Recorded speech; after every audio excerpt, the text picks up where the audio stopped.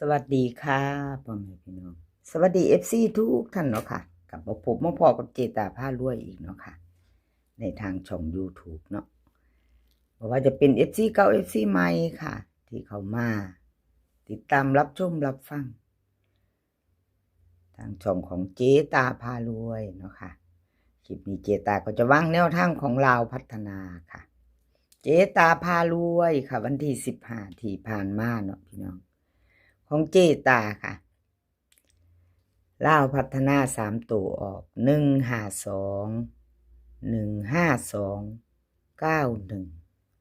ของเจตาเข้าไป25เนาะค่ะบน25 2ตัวค่ะออกตัวกลับเนาะ FC เป็นจังไดแน่เนาะมีไผตามเจตาบ่เนาะมีไผได้น้ำเจตาบ่ค่ะถ้าได้ก็ดีใจน้ำเนาะ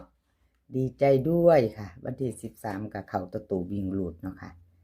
ก็ยังบ่ทันได้หลุดดอกเจตาแต่ว่าก็เว้นงวดเนาะพี่น้องเว้นงวดเข้าเนาะบ่ต่อปานใดบ่ยาวเจตาผ้ารวย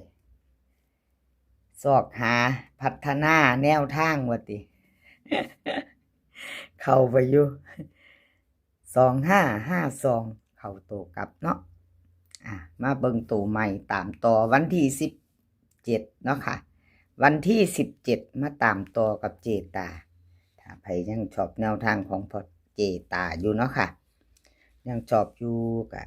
เตรียมแคปหน้าจอค่ะไปลุ้นกันใหม่วันที่17เนาะค่ะเป็นวันศุกร์เจตาวิ่งรูดให้ค่ะ3กับ4 2ตัว4หางค่ะ38 39 43 42ค่ะเบิ้ลจะมี33 44 3ตัว3หางค่ะ438 442 339ค่ะเจตาเด่น3ค่ะลอง2ตัวเน้น38กับ42ค่ะ3ตัวนี่ให้หางเดียวค่ะเจตาให้หางเดียว438เอาแคปหน้าจอค่ะใครจะไปต่อกับเจตาผ้ารวยวันที่17เนาะค่ะลาวพัฒนาเนาะเลขทุกตัวเอามาวางเพื่อเป็นแนวทางโปรดใช้วิจารณญาณในการรับชมเป็นอย่างสูงเนาะค่ะ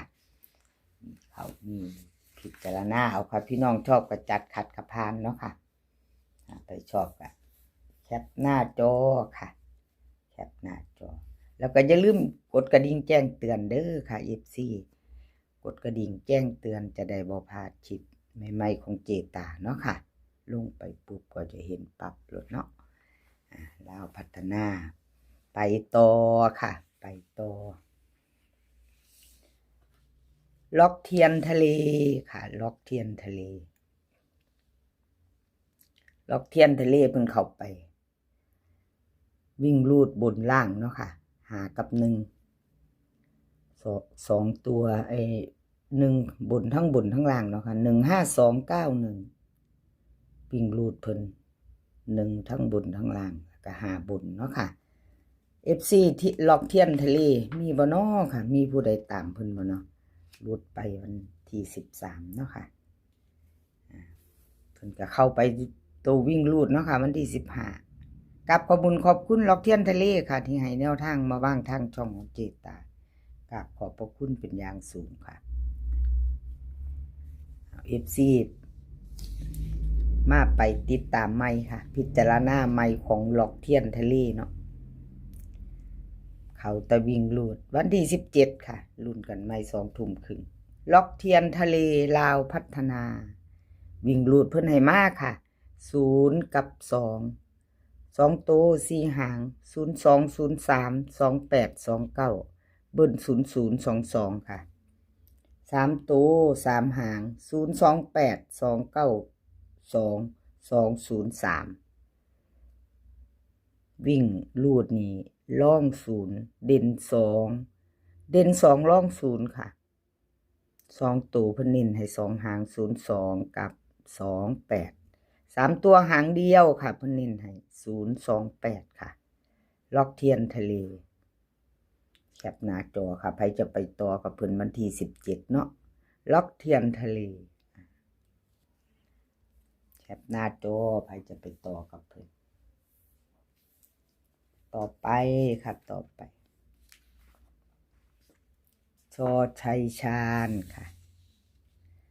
ชอชัยชาญกับเขาไปแต่วิ่งรูดเนาะค่ะวันที่15ที่ผ่านมาเขาไปวิ่งรูดตัวหนึ่งค่ะวันที่13เพิ่นกับเขาไป2ตัวมา1ตัวค่ะชอชัยชาญ2ตัวมา1ตัว1บน1ล่างเนาะค่ะเอามาตามใหม่ไปตัวFCสายวิ่งสายโหลดชอชัยชาญไปใหม่วันที่17เนาะค่ะชอชัยชาญลาวพัฒนา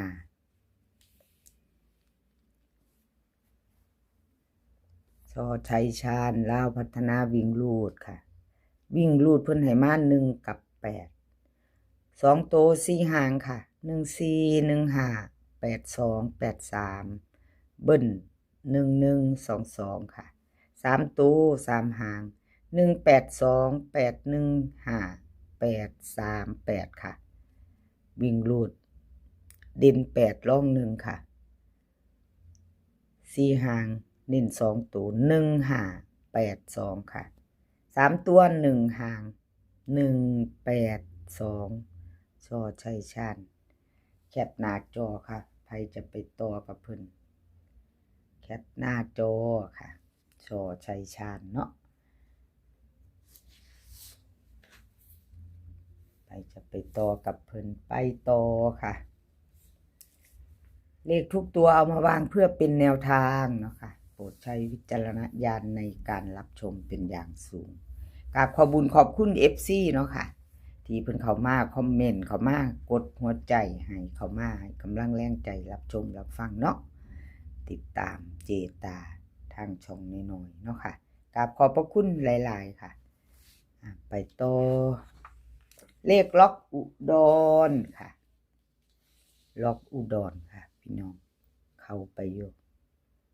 วิ่งลูดซ้ายวิ่งซ้ายลูดค่ะ FC เลขล็อกอุดรมีไผได้ไผตามไผมานน้ำเพิ่นบ่น้อมีไผพิจารณาบ่น้อเข้าไปอยู่เนาะค่ะ2งวดเพิ่นก็ยังบ่ทันหลุดดอกค่ะเพิ่นก็เข้าไป2ตัวมา1ตัวอยู่เนาะเลขล็อกอุดรก็ถือว่าเดินอยู่ค่ะเพราะ2งวดนี้เพิ่นก็2ตัวมาตัวนึงอยู่เนาะ1บน1ล่างแล้วก็5บนเนาะค่ะ15291วันที่15ไปใหม่ไปต่อกันนี่วันที่17ค่ะแนวทางใหม่เลขล็อกอุดรให้มาแล้วใครจะไปต่อเตรียมแคปหน้าจอกับเลขล็อกอุดรค่ะพิจารณาเอาชอบก็จัดขัดก็ผ่านเนาะ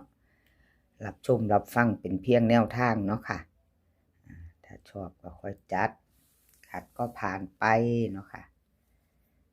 ลาวพัฒนาค่ะเลขล็อกอุดรวิ่งรูดเพิ่นให้มา6กับ3ค่ะ2ตัว4หาง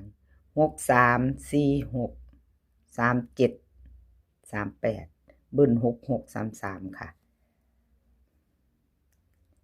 3ตัวให้2หางค่ะเพิ่นเน้นใน2หาง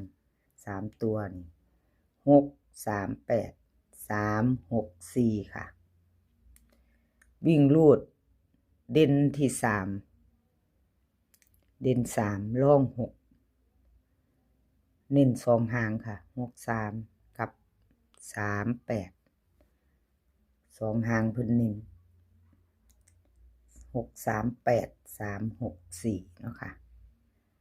373นี่3หาง3ตัวค่ะเอาไผชอบก็จัดคัดกระพานค่ะแนวทางของเลขล็อกอุดรเนาะคลิปนี้ขอให้พี่น้องโชคดีค่ะโชคดีวันศุกร์2 ทุ่มครึ่งกับลาวพัฒนาคลิปนี้ขอให้พี่น้องมีความสุขภาพร่างกายแข็งแรงกันทุกคนค่ะสุขภาพมาก่อนเด้อค่ะพี่น้องสุขภาพย่อมมาก่อนเสมอเดินทางไปไสก็ขอให้ปลอดภัยค่ะเดินทางไปขอให้มีโชคกลับมาขอให้มีชัยคลิปหน้าพ่อกันใหม่ค่ะคลิปหน้าพ่อกันใหม่คลิปนี้ค่ะสวัสดีค่ะ